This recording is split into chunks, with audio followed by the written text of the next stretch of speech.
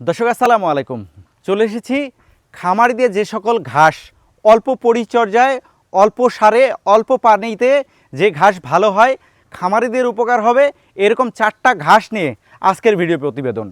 যারা প্রতিবেদন শুরু করছেন শেষ পর্যন্ত দেখলে 4টা ঘাস কি কিভাবে রোপণ করেছিলেন, কতদিন পরে ঘাস কেটে গরুকে খাওয়াইতে পারেন, সার্বিক বিষয়ে জানানোর চেষ্টা করব। তাই যারা ভিডিও শুরু করছেন শেষ পর্যন্ত দেখলে এই ঘাস যিনি চাষাবাদ করছেন ওনার নাম্বার ঠিকানা স্ক্রিনে দিয়ে দিব।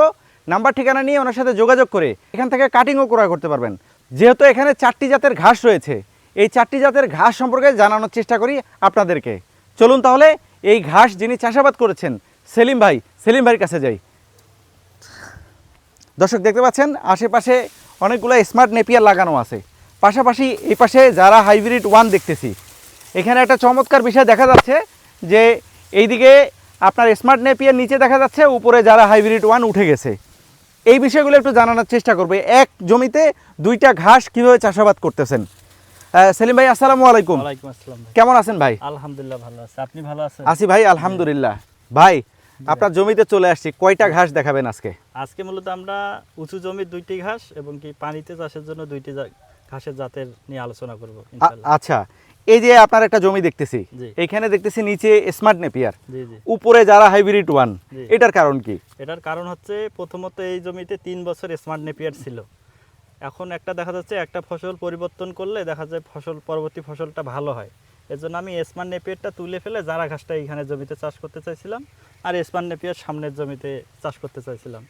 তখন আমি দেখলাম যে কিছু মুড়ো কোদাল দিয়ে তুলে ফেলার পরেও জমিতে যখন আমি হাল চাষ দিলাম, আবার যারা ঘাসের কাটিং রোপণ করলাম, দেখলাম যে আবার স্মার্ট নেপিয়ার এবং যারা ঘাস 2টাই একসঙ্গে হয়ে গেল এই জমির মধ্যে। তার মানে আপনি বলতেছেন যে একদম অযত্নে অবহেলায় স্মার্ট নেপিয়ার হচ্ছে। জি জি। সেক্ষেত্রে আসলে খামারিদের কি উপকার হবে? খামারিদেরকে উপকার বলতে, যদি এখন পর্যন্ত বাংলাদেশে ঘাসের রাজার নামে পরিচিত সেটা হচ্ছে এই জারাওয়ান হাইব্রিড ঘাস। যদি বাংলাদেশে এক নম্বরে থাকে র্যাঙ্কে, সেটা হচ্ছে এই জারাওয়ান হাইব্রিড ঘাসটা র্যাঙ্কে থাকবে। এটার কারণটা কি? এটার কারণ হচ্ছে এই ঘাসটি কম পরিচর্যায়, কম খরচেই এবং কি অল্প দিনেই এই ঘাসটা খুব দ্রুত বৃদ্ধি হয় এবং কি খুব তাড়াতাড়ি এই ঘাসটা আপনি কেটে খাওয়াইতে পারবেন গরু, ছাগল, ভেড়া। কাটার কতদিন পরে আবার তোলা যায়? কাটা তোলার পরে আমরা যদি সঠিকভাবে 2বার সার এবং পানি সেচ দেই, তাহলে আপনার ইনশাল্লাহ আপনি 30 থেকে 35 দিনে আবার কাটা শুরু করতে পারবেন।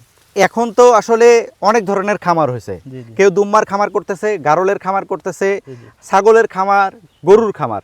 এই সবগুলা প্রাণীর জন্য আসলে কোন ঘাসটা বেশি ভালো হয়? কোন ঘাসটা বলতে সর্বপ্রথম বলতে যাব, যাদের গাভী, ষাঁড় গরু, মহিষের খামার আছে তারা যারা ঘাসটা বেশি পরিমাণে চাষ করতে পারেন।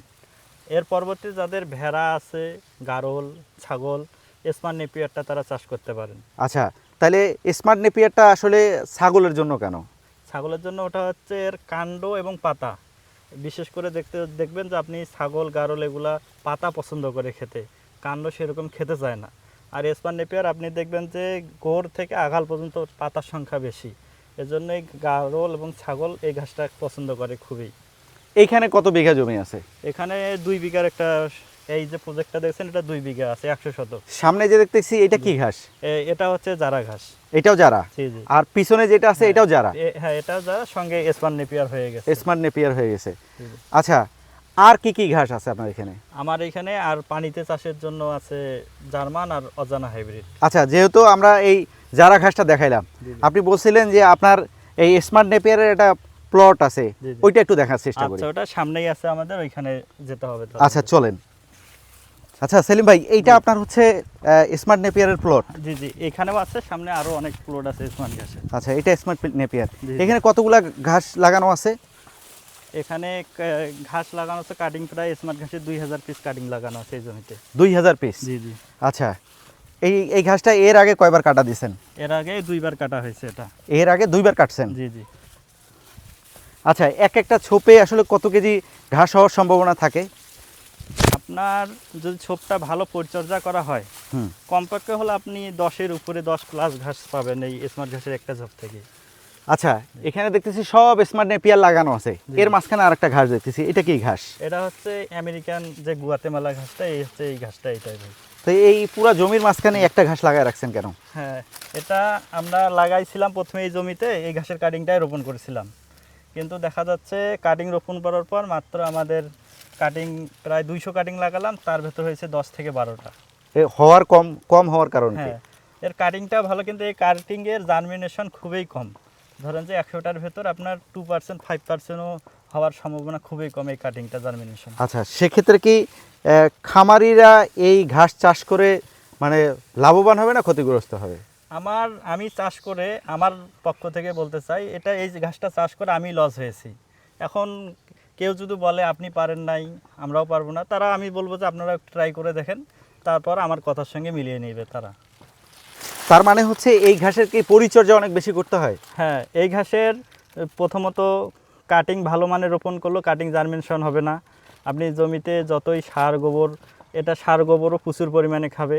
যে অর্থটা এই সারে দিবেন আপনি, অন্যান্য ঘাসে তার 2% দিলেও ওই ঘাসটা আপনি কাটতে পারবেন। আচ্ছা, আর সময়ের ব্যাপার। এটা লাগানোর কতদিন পরে এই কাটাবেন? ঘাসটা যে দেখছেন, এটা প্রায় 1 বছর হয়ে গেছে।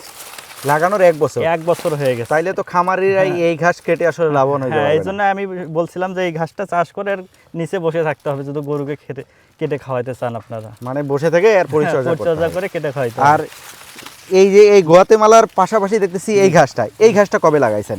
এই ঘাসের কাটিং রোপণের 2 মাস পর আমি এই ঘাসটা লাগিয়েছি। 2 মাস পরে? 2 মাস পর, যখন এটা আমার হলো না, জমি ফাঁকা, আমি তার ফাঁকা রাখবো না জমিতে, তারপর আমি এই ঘাসের, যেহেতু আমার নিজস্ব কাটিং রয়েছে, আমি এই কাটিংটা এই জমিতে লাগাই দিলাম। আচ্ছা, এটা লাগানোর কতদিন পরে ঘাস কাটছেন? লাগানোর প্রথম যে কোনো ঘাসই হোক প্রায় 60 থেকে 70 দিন প্রথমবার লাগবে আপনার কাটার উপযোগী হতে। এরপর কাটার পর আপনি পরিচর্যা করলে আপনার সর্বোচ্চ 30 দিন 35 দিন আবার কেটে খাওয়াইতে পারবেন এই ঘাসটা। আচ্ছা, দীর্ঘদিন যাবত আপনি ঘাসের কাটিং বিক্রি করতেছেন। জি। আপনি বলছেন আপনার কাছে 4টা কাটিং আছে, পাশাপাশি গোয়াতেমালাও দেখতেছি আপনার কাছে আছে। জি জি।